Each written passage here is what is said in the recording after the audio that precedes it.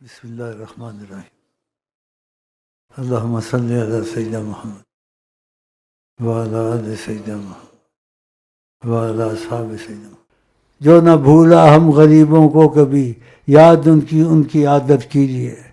اگر آپ نے ان کی غلامی آج سے قبول کی اور دل میں کہا سے میں غلام مصطفیٰ ہوں، میں اپنی کمزوریاں دور کروں گا سچی نیت سے، تم سے چاہے عمل نہ ہو سکا، خدا نہ خاصا زنا ہو گیا، تم درود شریف کثرت سے پڑھتے رہے، تم کو معافیہ ملتی رہے گی۔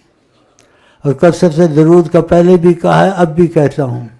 ایک صحابی کو کثرت سے درود کا کہا، وہ مان گیا، اور آپ کی بات کبھی غلط نہیں ہو سکتی۔ جب وہ مان گیا، آپ نے کہا تکفیٰ ہمک، اگر تم نے کثرت سے درود پڑھا جو چاہے گا وہ ہو جائے گا، پھر شک کرنا چاہیے۔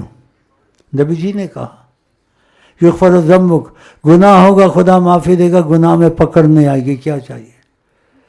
یہ خود بھی کثرت سے درود پڑھنے، لوگوں سے تعلقات کم کا وقت بچے صلی اللہ علیہ وسلم، اور ان کے ذہن میں بیٹھا نبی کے نے جو بات کی ہے تمہارے سارے مسئلے حل ہوں گے، کہ انہوں نے کہا ہے تکفیٰ ہمک، جو چاہو گا ہو جائے گا۔ جو سلسلے میں نہیں ہیں، تمہارے رشتہ دار ہیں، بھائی، ان کو بھی سکھاؤ۔ بولو نبی کریم نے کہا ہے تم سارے مسئلے حل کرنا چاہتے ہو، صلی اللہ علیہ وسلم، دوسری 24 گھنٹے پڑھو، لوگوں سے تعلقات کم رکھو، وقت بچے گا تو کثرت ہوگی نا۔ جو تعلقات رکھو گے تو وقت تو نہیں بچے گا، کثرت نہیں ہوگی، سارے مسئلے حل ہو جائیں گے۔ اس پر اکتفا کرتا ہوں۔ یہ کہتے اذانیں ہونے والی ہے تو پھر مجھے اجازت دیں۔ آپ سے آئی لو یو بھی ہو گیا، اور میرا ڈاڑھ بھی دکھ رہی ہے۔